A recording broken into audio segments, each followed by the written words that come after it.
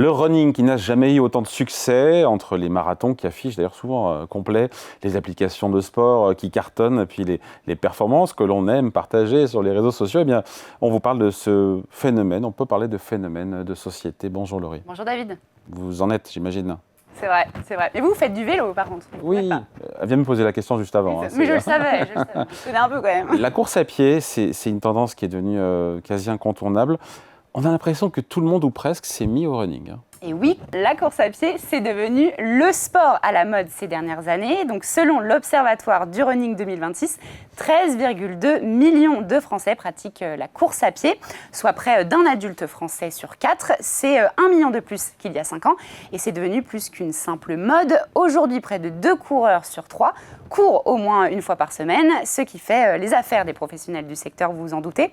Vous l'avez dit, donc, les compétitions affichent souvent complet avec des participants de plus en plus jeunes.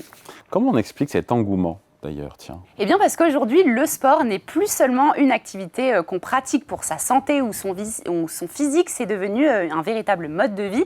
Les motivations sont d'ailleurs multiples. 55% des coureurs évoquent le bien-être, bien sûr, 50% la santé, 42% le plaisir et près de 4 sur 10 recherchent aussi la performance et la compétition. Tout cela, vous l'aurez compris, on le doit aussi évidemment aux réseaux sociaux. On partage son alimentation, sa séance de sport, ses résultats ou encore ses objectifs. Courir n'est plus seulement faire du sport, c'est aussi le partager avec toute une communauté. On a le profil de ces nouveaux coureurs. Eh bien, c'est justement l'une des révolutions de ces dernières années. Le running se féminise et se rajeunit. Les femmes représentent désormais 52% des pratiquants et elles sont même 63% parmi les nouveaux coureurs en 2025. Parmi ces néo-runners, 80% ont moins de 35 ans. Et ce sport attire donc de plus en plus une jeune génération ultra connectée. Vous connaissez sûrement l'application Strava, devenue leader mondial du social fitness. C'est une application donc, qui permet de partager ses performances, comparer ses temps et trouver des partenaires de sport. Fini la course en solitaire et la technologie d'ailleurs va plus loin. 4 nouveaux coureurs sur 10 utilisent déjà l'intelligence artificielle pour construire leur plan d'entraînement ou analyser leurs performances. Derrière cette mode, il y a évidemment un énorme business. Tout à fait, et c'est là que les chiffres deviennent impressionnants. Le marché français du running a pesé près de 1,5 milliard d'euros en 2025. C'est une progression de plus de 20% en seulement un an. À titre de comparaison, le marché du running dépasse désormais largement celui du football en France. Les chaussures représentent à elles seules près de 800 millions d'euros de chiffre d'affaires. Parfois, on achète des chaussures de running juste pour les mettre.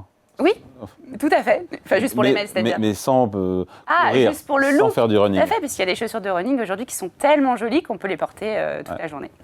Bref, là n'est pas le sujet. Et donc, les coureurs, comme je le disais, dépensent de plus en plus et justement, en moyenne, 142 € pour leur paire de chaussures. Et d'ailleurs, ce n'est plus seulement une question justement de basket ou même de vêtements, puisqu'aujourd'hui, voilà, il y a des montres GPS, des écouteurs, des abonnements, les gels énergétiques ou encore les coachings personnalisés. Le running, c'est devenu un véritable moteur de consommation. Et pour ceux qui participent à ces compétitions, les dossards coûtent de plus en plus cher. Comment on explique cette hausse d'ailleurs? Tout à fait. Eh bien, les prix ont fortement augmenté ces dernières années. Pour prendre exemple, par exemple, le dossard du marathon de Paris coûte aujourd'hui 135 € minimum, contre moins de 80 € il y a 10 ans, soit près de 70% de hausse. Et Paris reste encore relativement abordable. Comparé à certaines grandes villes internationales, il faut débourser plus de 300 € pour courir le marathon de Londres et près de 400 € pour celui de New York.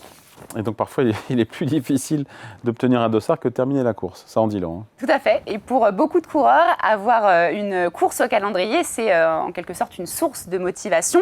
En 2025, plus de 13 000 courses ont été organisées en France. Donc entre les 10 km, les semi-marathons, les marathons, les trails ou encore les crosses. Les inscriptions ont généré à elles seules 132 millions d'euros de chiffre d'affaires l'an dernier.